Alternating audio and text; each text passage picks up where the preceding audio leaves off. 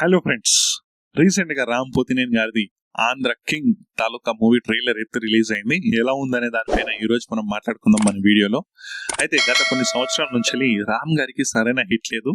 అప్పుడెప్పుడు ఇస్మార్ట్ శంకర్ అంటూ మూవీ అయితే హిట్ అయింది, కానీ ఆ తర్వాత వచ్చిన మూవీస్ అన్ని డిజాస్టర్ గాను యావరేజ్ గాను చూసాం మనము. సో ఈ మూవీ పైనే రామ్ గారి హోప్స్ అన్ని ఉన్నాయి. సో ఈ మూవీ డెఫినెట్ గా హిట్ అవ్వాలని చెప్పి కోరుకుందాం. నాకైతే ఈ మూవీ పైన డౌటే.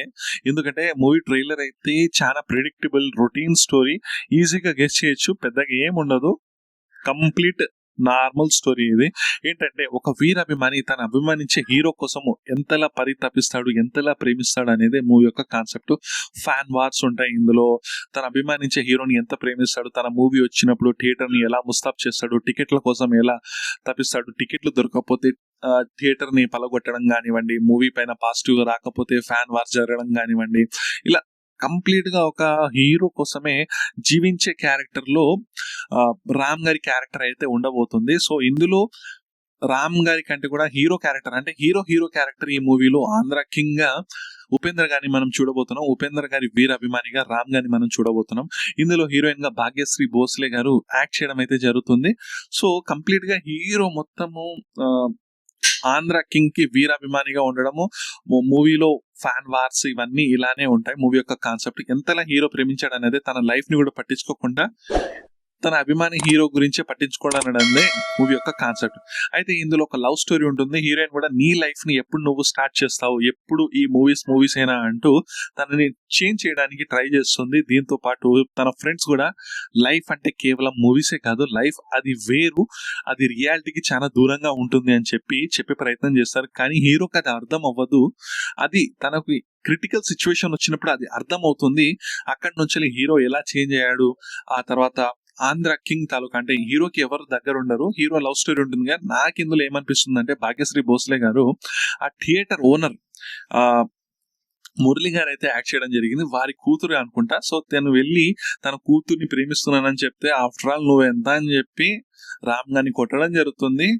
ఆ తర్వాత తన అభిమానించే హీరో తన కోసం వచ్చాడా అన్నదే మూవీ యొక్క కాన్సెప్ట్. నేనైతే ముందుగా ఉపేంద్ర గారు అయితే ఇందులో నెగిటివ్ షేడ్స్ ఉంటాయేమో అనుకున్నా, కానీ ట్రైలర్ చూసిన తర్వాత నాకైతే తన అభిమానించే వ్యక్తి కోసం తను వచ్చాడు అన్నట్లు అనిపిస్తుంది. అంటే ఇలాంటి వ్యక్తులు చాలా మంది ఉంటారు, ఆ వ్యక్తుల కోసము నేను వచ్చాను అన్నట్లు బిహేవ్ చేశాడా అన్నట్లు మూవీ యొక్క కాన్సెప్ట్ అయితే ఉండబోతుంది అన్నట్లు నాకైతే అనిపిస్తుంది. సో ఈ మూవీ అయితే ఈజీగా ప్రిడిక్టబుల్ స్టోరీ. ఇలాంటి కాన్సెప్ట్ లోనే నేనింతే మూవీ వచ్చింది, రవితేజ పూరి జగన్నాథ్ గారి కాంబినేషన్ లో. ఆ మూవీ అయితే కల్ట్ క్లాసిక్. ఇంకొక 10 సంవత్సరాల తర్వాత కూడా రిలీజ్ చేసిన రియాలిటీకి చాలా అంటే చాలా దగ్గరగా ఉంటుంది. చాలా మంచి మూవీ అది. అందులో ప్లే చేసిన సాయి క్యారెక్టర్ ఏదైతే వీరాభిమాని క్యారెక్టర్ ఉంటుందో అది రియాలిటీకి చాలా దగ్గరగా ఉంటుంది.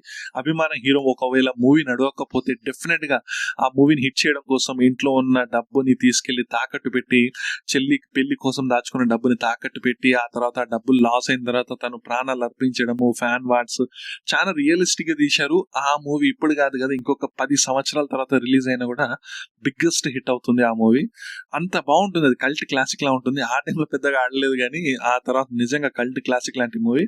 ఆ తర్వాత ఫ్యాన్ మూవీ వచ్చింది. ఫ్యాన్ మూవీలో ఒక ఫ్యాన్ ఎంతలా అభిమానించే హీరోని మళ్ళీ ఆ తర్వాత ఆ హీరోనే పొడిచి నేనే హీరో అంటూ హీరో ఫేస్ సేమ్ ఉండడం వల్ల వచ్చింది. సో ఈ మూవీ కాన్సెప్ట్ ఏంటంటే ఒక అభిమానించే హీరో కోసం హీరోనే దిగి వచ్చి ఆ అభిమానిని ఎలా సహాయపడ్డాడు, కేవలం లైఫ్ అంటే మూవీసే కాదు, తనకంటే ఒక లైఫ్ ఉంది అని చెప్పి చేసే ప్రయత్నం అయితే ఈ మూవీ ఉండబోతుంది అన్నట్లు కనిపిస్తుంది. దీంతో పాటుగా ఫ్యాన్ వార్స్ రీసెంట్ టైమ్స్ లో ఇవే జరుగుతున్నాయి కదా, అంటే సొసైటీలో కూడా ఇప్పుడు కూడా టీఎఫ్ఐ కట్టు బానిసలుగా చెప్పించుకోవడానికే టీఎఫ్ఐ యువత ఏదైతే మూవీస్ చూస్తారో వాళ్ళు అలా పిలిపించుకోవడం కోసమే ఇష్టపడుతూ ఉంటారు. సో అలాంటి కాన్సెప్ట్ నుంచి వచ్చిన మూవీ నిజంగా రొటీన్ అండ్ ప్రిడిక్టబుల్ స్టోరీ అయినా ఇది ఎమోషన్స్ ని కనెక్ట్ చేస్తూ ప్రతి ఒక్కరికి టచ్ అయిన విధంగా ఉంది అనుకుంటే డెఫినెట్ గా వర్కౌట్ అవుతుంది, మంచి హిట్ అయితే అవుతుంది.